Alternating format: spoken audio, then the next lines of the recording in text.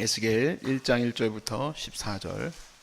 서른째 해 넷째 달 초닷새에 내가 그발강가 사로잡힌 자 중에 있을 때에 하늘이 열리며 하나님의 모습이 내게 보이니 여호야긴 왕이 사로잡힌 지 5년 그 달 초닷새라.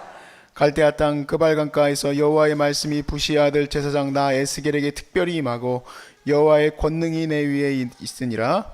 내가 보니 북쪽에서 폭풍과 큰 구름이 오는데 그 속에서 불이 번쩍번쩍하여 빛이 그 사방에 비치며 그 불 가운데 단새 같은 것이 나타나 보이고 그 속에서 네 생물의 형상이 나타나는데 그들의 모양이 이러하니 그들에게 사람의 형상이 있더라.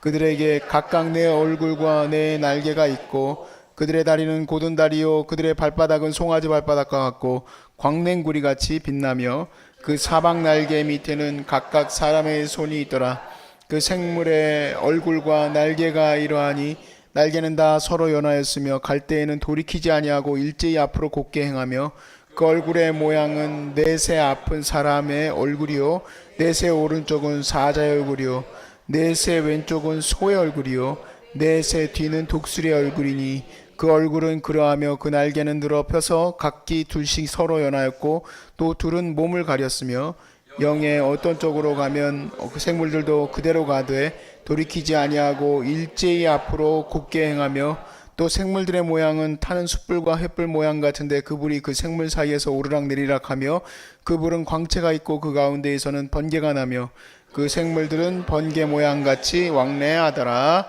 아멘. 여러분, 우리 하나님 아버지가 거룩하기 때문에 우리도 거룩해야 될 줄로 믿습니다. 그럼에도 불구하고 이 거룩을 이루며 산다는 것이 그렇게 쉽지가 않습니다. 그냥 내 마음대로 하고 싶죠. 내 욕구대로 살고 싶어요.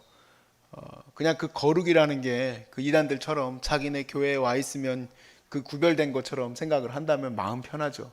그런데 우리 그리스도인들은 어디에 속해 있기 그 무슨 뭐 교회 뭐 교단에 속해 있어서가 아니라 우리가 정말 삶으로 하나님 앞에 거룩하게 구별되어져야 됩니다.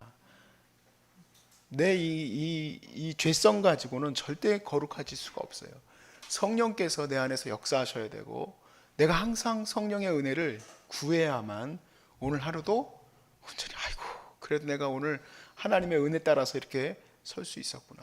한 번에 무너질 수 있었던 삶도 하나님이 다시 세워주셨구나 하는 은혜 안에 설 수 있는 겁니다. 비록 우리가 그 거룩하고 섬기며 살고 사랑하는 이 삶이 어려울지라도 우리 하나님은 우리가 그렇게 거룩하고 흠이 없이 설 수 있도록 도와주실 것을 여러분 믿으시기 바랍니다. 우리 하나님이 우리를 부르신 목적은 우리를 거룩하게 하기 위해서예요. 우리를 거룩하게 하기 위해서. 그러니까 우리는 거룩해질 수밖에 없습니다. 그런데 오늘 본문은 이 거룩을 잃어버린 이스라엘, 이 거룩을 잃어버린 이스라엘을 향해서 하나님이 어떠한 임재하심이 있는지를 지금 보여주고 있어요.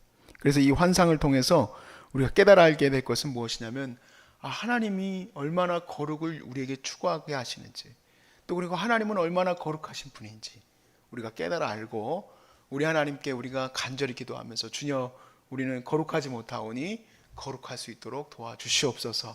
그렇게 주님의 은혜 안에 설 수 있기를 주 이름으로 축복합니다. 오늘 본문의 1절부터 3절까지는 시공간, 즉 이 에스겔이 하나님의 거룩한 환상을 받게 되는 그 시공간이 설명이 되어 있어요. 서른째 해 넷째 달 초닷새에 내가 그발강가에 사로잡힌 자 중에 있을 때에 하늘이 열리며 하나님의 모습이 내게 보이니 여호야긴 왕이 사로잡힌 지 5년 그 달 초닷새다. 그렇게 돼 있죠. 여호야긴 왕은 바벨론의 포로로 잡혀가는 왕이고 그때 이제 포로로들 이제 바벨론에 잡혀갔습니다. 지금 이제 상황은 포로로 잡혀간 상황이에요. 그리고 벌써 5년이 지났고 그 지역은 갈대아의 그발강가다라고 되어 있습니다. 3절에 갈대아 땅 그발강가에서 여호와의 말씀이 부시 아들 제사장 나 에스겔에게 특별히 임하고 여호와의 권능이 내 위에 있으니라 그랬습니다. 지금 이국만리 땅에 사로잡혀 있는 상황 가운데 있는 겁니다.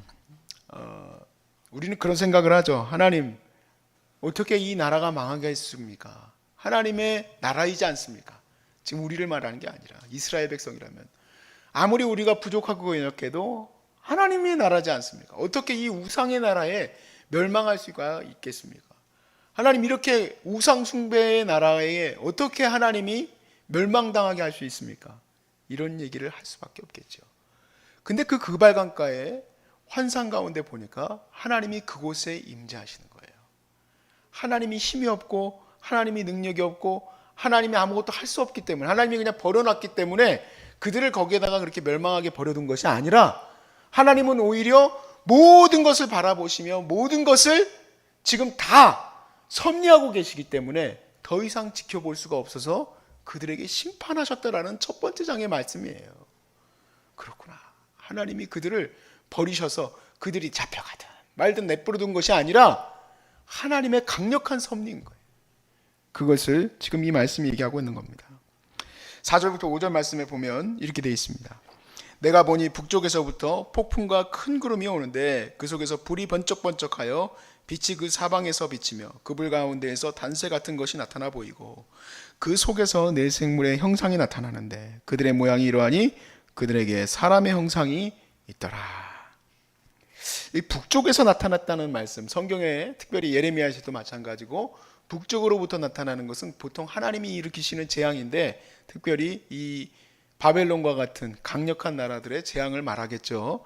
그런데 이 북쪽에서부터 나타나는 이 구름과 그 가운데서 불이 막 번쩍번쩍하는 이런 무서운 그런 그 환상이 이렇게 쫙 임하는데, 그곳에 바벨론의 군대가 있는 게 아니라 누가 있습니까? 하나님의 임재가 계시는 거예요. 하나님의 임재인 바로 네 생물, 이 네 생물이 거기에 있더라 합니다. 이 네 생물은 그룹입니다. 그룹. 소위 말해서 에덴 동산을 지켰던 그룹, 하나님의 보좌를 지키는 그룹, 계시록에서 하나님의 보좌에 정말 그 지키던 그룹이에요. 한번 보세요. 에스겔서 10장 15절 말씀을 한번 보시겠어요?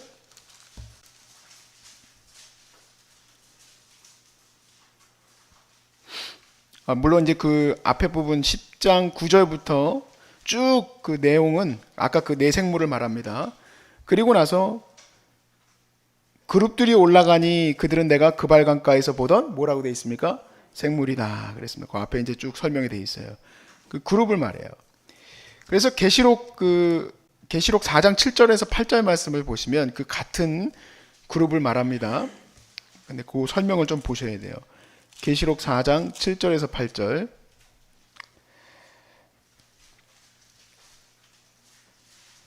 하늘의 보좌에 계시는 하나님의 설명이 이제 4장에 기록되는데, 그 중에 이제 그 생물에 대한 얘기가 7절에서 8절에 나옵니다.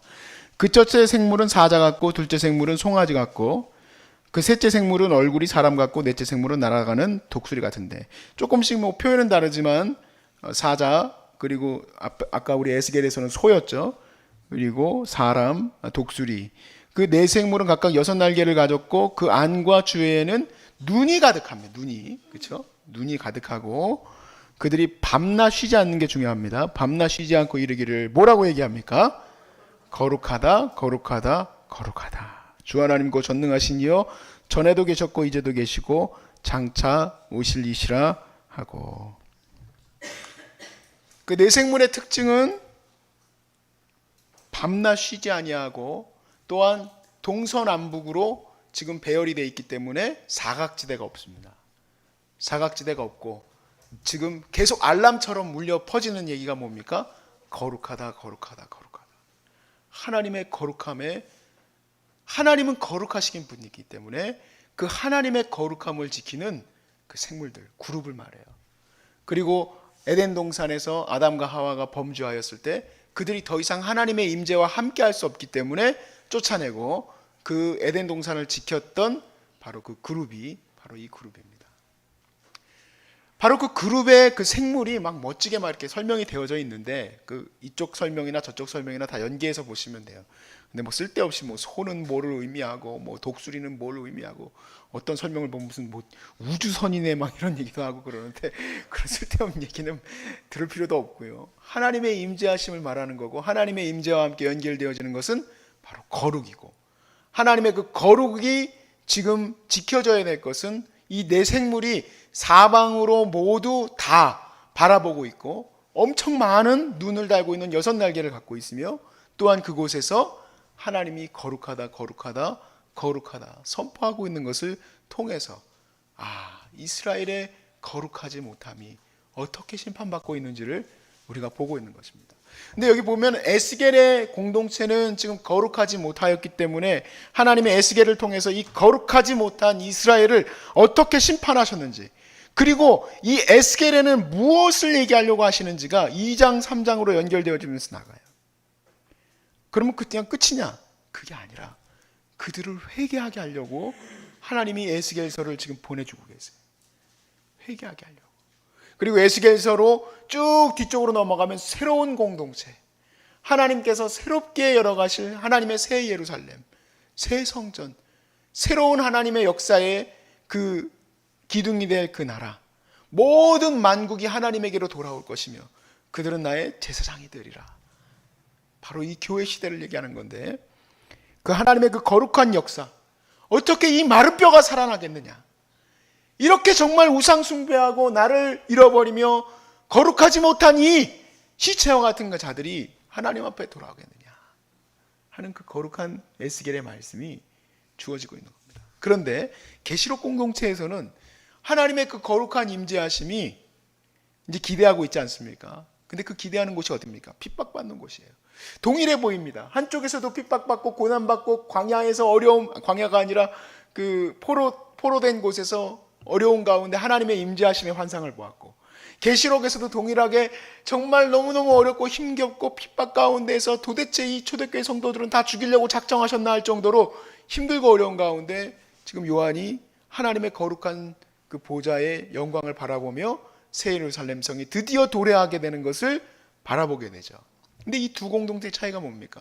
한 공동체는 열심히 주의 말씀 아래서 그 핍박을 견뎌내고 있는 공동체고, 한 공동체는 못된 짓 해가지고 하나님의 매를 맞고 있어요. 그런데 이 두 가지 같은 곳에서 우리가 공동적으로 보게 되는 것은 어렵고 힘겨운 가운데 있는 거예요. 그러니까 내가 내 삶이 지금 그발강가에서 하나님의 매를 맞고 있든, 아니면 내가 이 지금 힘겨운 암을 견디고 나가고 있든, 하나님이 우리를 모른다 하고 계시는 것이 아니라 하나님은 사각지대가 없으시며 눈동자와 같이 우리를 지켜보고 계시고 우리를 거룩하게 하시려고 오늘도 우리를 지켜보고 계심을 우리가 믿습니다. 그건 동일하게 바라보는 거예요. 에스겔 공동체나 계시록 공동체나, 그리고 우리도 마찬가지로 하나님의 임재하심을 우리가 지금 영적인 눈이 딱 떠져서 와, 에스겔처럼 이사야처럼 또 요한처럼 하나님의 보좌를 바라보며 주여 나는 죄인이로소이다 하지는 못하지만, 영적 눈이 없어서 지금 이 말씀을 통해 지금 내가 이 그발강가 같은 곳에서 그 하나님의 보좌가 어떻게 지금 우리 가운데 임재하시는지를 우리는 바라볼 수 있습니다. 하나님은 어디 계십니까? 하나님은 저 천국의 영광의 자리에 계시지만 그냥 거기에서 우리와 상관없이 계시는 게 아니라 눈동자와 같이 우리를 지켜보시는 줄로 믿습니다. 그리고 그 부족하고 연약했던 이스라엘을 정금같이 단련하셔서 하나님의 거룩한 나라의 씨앗이 되도록 하나님이 세워주실 거예요. 이스라엘로부터, 장자된 이스라엘로부터 온 세계 열방의 거룩한 영광이 회복된 것 아니겠습니까? 우리도 마찬가지로 이곳에서 연단하셔서 하나님이 온전히 세워주실 것을 믿습니다. 그리고 하나님의 영광의 나라를 세워나가는 그 중심지가 될 줄로 믿습니다. 마른 뼈가 살아나겠느냐? 살아날 줄로 믿습니다. 하나님, 정말 나같이 이렇게 불쌍하고 연약한 자도 하나님의 영광의 열매를 맺겠습니까? 맺을 줄로 믿습니다. 이스라엘도 맺게 하셨듯이, 또한 요한 공동체도 맺게 하셨듯이 우리 공동체도 하나님께서 맺게 하실 줄로 믿습니다. 하나님의 영광의 임재하심 오늘 이곳에 임하는 줄로 믿습니다.